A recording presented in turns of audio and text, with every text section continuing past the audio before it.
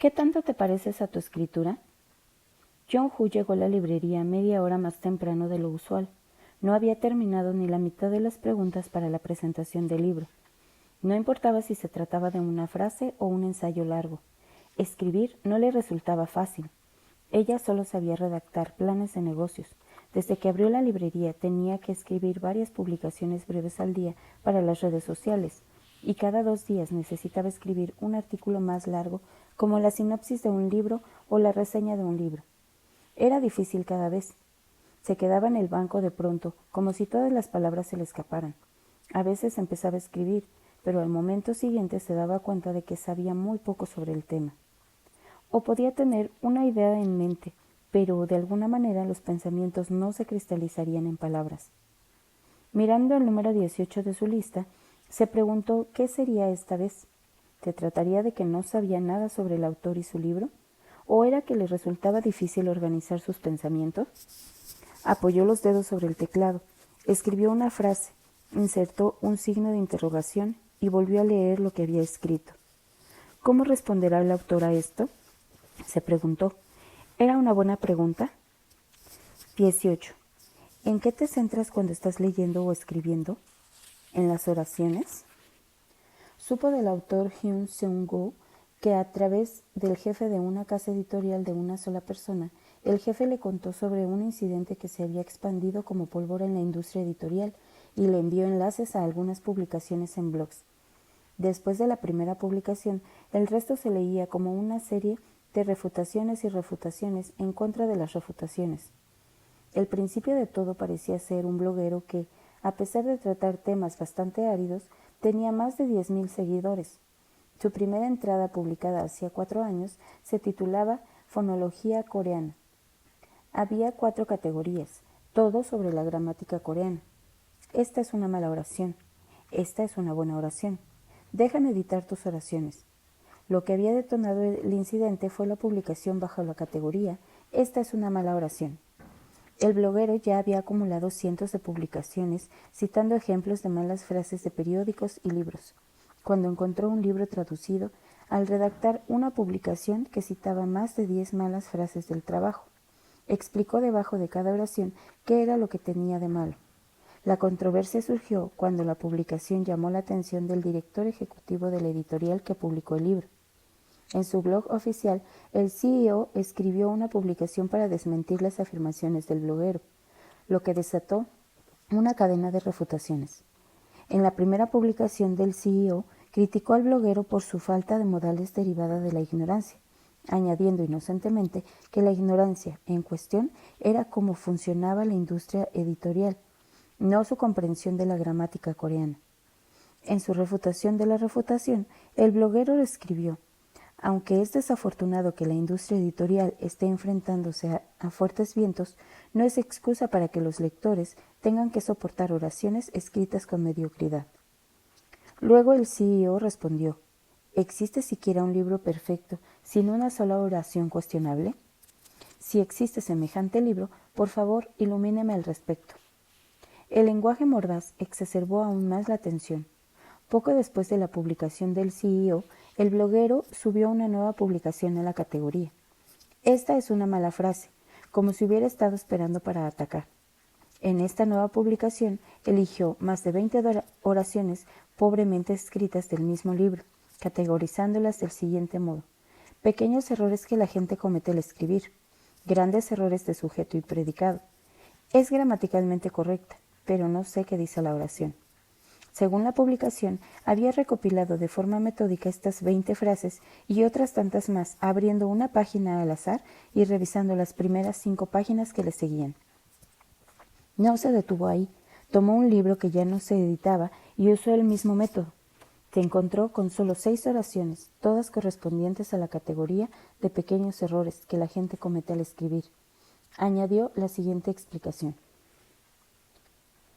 aunque soy un bloguero apasionado de la palabra escrita, con frecuencia me encuentro preguntándome en qué consiste una oración perfecta. Dicho esto, cuando un libro está lleno de oraciones extrañas o pobremente escritas, amarga la experiencia lectora. En cuanto a la pregunta de si existe un libro con oraciones perfectas, me rehúso a responder.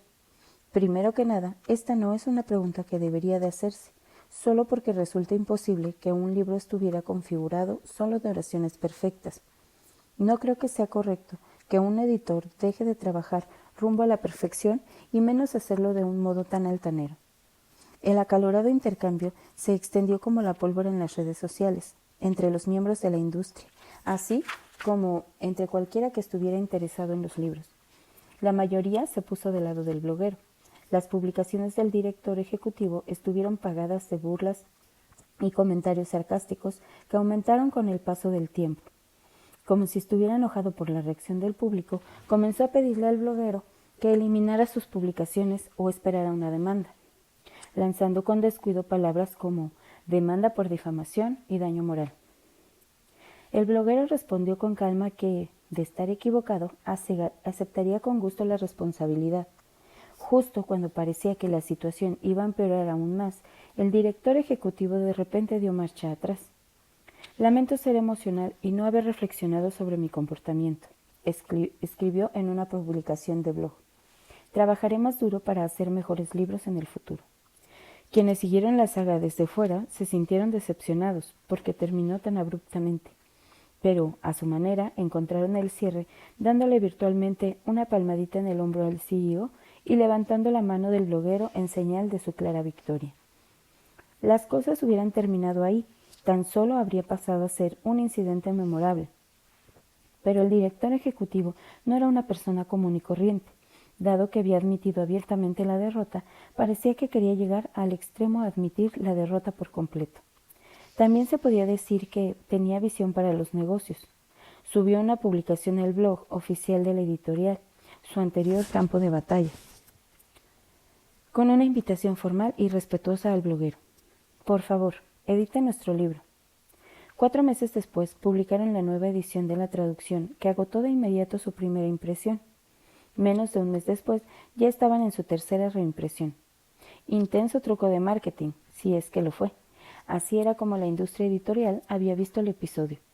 El editor le mandó a Jong-Woo una fotografía del nuevo libro y le dijo: «Mi cerebro sabe que el bloguero tiene la razón, pero mi corazón espera que gane el editor». Desde entonces, Jong-Woo ocasionalmente buscaba el nombre del bloguero, Hyun Seong-woo, solo para actualizaciones escasas e infrecuentes en torno a él, la mayoría con detalles vagos y demasiada importancia.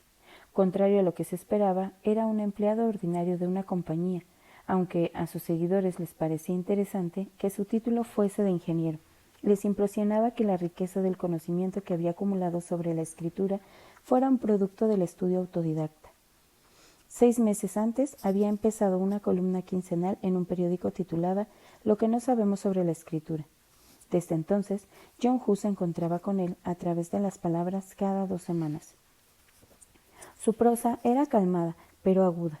A Jong-Woo le gustaba cuando los autores eran agudos, por eso disfrutaba leer ensayos escritos por autores fuera de Corea.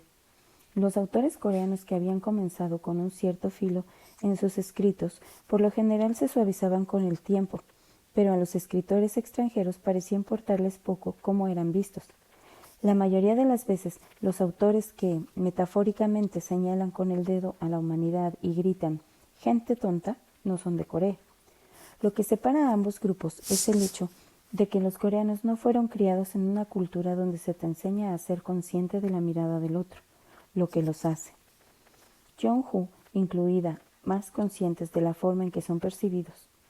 Tal vez esto era lo que atraía de la escritura de los nuevos autores extranjeros, esos otros que crecieron en una cultura diferente y quienes eran diferentes en los modos en que pensaban, sentían y se expresaban. Sin embargo, como lectora, no juzgaba. En lo que se refería a personajes de libros, ella lo aceptaba todo. Sus contradicciones, su insuficiencia, malicia, locura e incluso su violencia. Le gustaba el estilo de escritura de Hyun Seong-woo, no era ni exagerado ni extravagante. Escribía en un lenguaje deliberadamente sencillo, aunque un atisbo de emoción se colaba entre sus palabras sin adornos.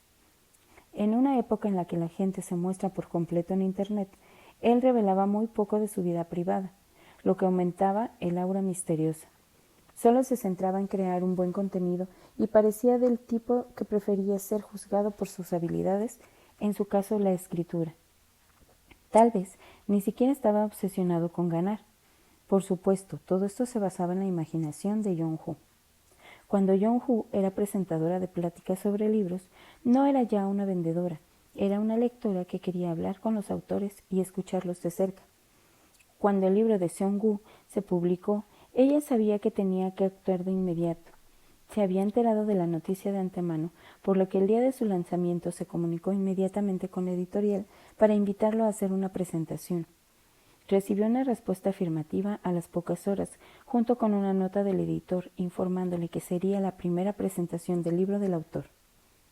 Jong-Hu miró a Min-jun, que acababa de llegar antes de escribir el número 19. Con las manos sobre el teclado escribió con rapidez. Sus dedos danzaban sobre las teclas como un piano. La pregunta que predominaba en su mente. 19. ¿Qué tanto te pareces a tu escritura?